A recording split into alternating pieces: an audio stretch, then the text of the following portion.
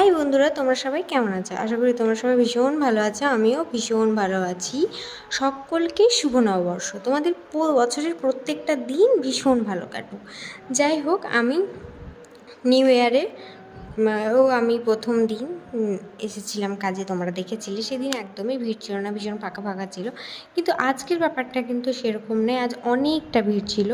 তো হ্যাঁ, তবে ইউএসজি পেশেন্টগুলো কম এসেছিলো। তো ম্যাম তখন বললো, জানো আজকে কেন পেশেন্ট আসবে না, তারা ভাববে যে আজকে এখানে এলে হয়তো সারা বছর আসতে হবে। তো তখন আমার নিজের কথা মনে পড়লো। আমি আগের ভিডিওতে বলেছি একটা, যে এরকম আমার মনে হয়। তো আমার ম্যামও যেটা ভাবে, তো সেটাই হাসি পেলো। আর কাকু এগুলো খাইয়েছিল নিউ ইয়ার উপলক্ষে।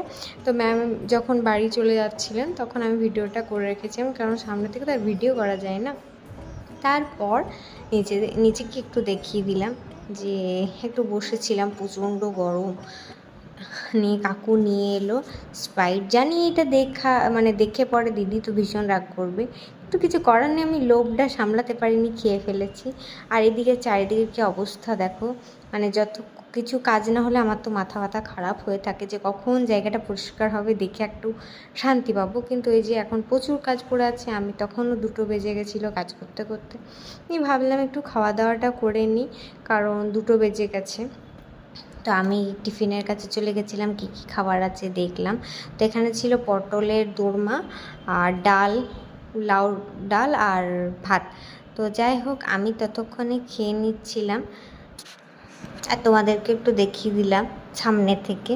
তো তারপর আমার খাওয়া হয়ে গেছিলো। বাড়িতে থাকলে কি হয় যে মা পরিষ্কার করে দেয়, খাবার উঠে পড়ে, হাতটা ধুয়ে পড়ে শুয়ে পড়ি। কিন্তু এখানে আমি এতদিন আসছি, তো এখানে এসে আমাকে নিজের কাজটা নিজেই করতে হয়। তো হ্যাঁ, এই কথাটা শুনে অনেকের মনে হবে এটা আবার কেমন কথা, নিজের কাজ তো নিজেকেই করতে হবে। হ্যাঁ, আমিও জানি, কিন্তু তাও কোথাও গিয়ে খাবার খেয়ে দুঃখ হয় যে নিজের কাজটা নিজেকে করতে হয় বলে। এখানে জোর করে আমি তো বলতে পারবো না, আমি করতে পারবো না, দূর ভালো লাগছে না, নিজেরা করে না, ওরকম কোনো ব্যাপার নেই ভাই। তো আমি আপাতত আমার কাজগুলো করি।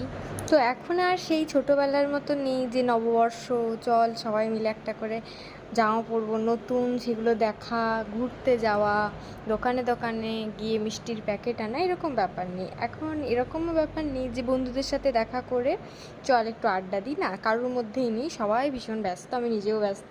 তো এই ব্যস্ততার জীবনটাই যেন একটু বেশিই ভালো লাগছে সময়ের সাথে সাথে। তো চলো, আজকের ভিডিও পর্যন্তই, বাই।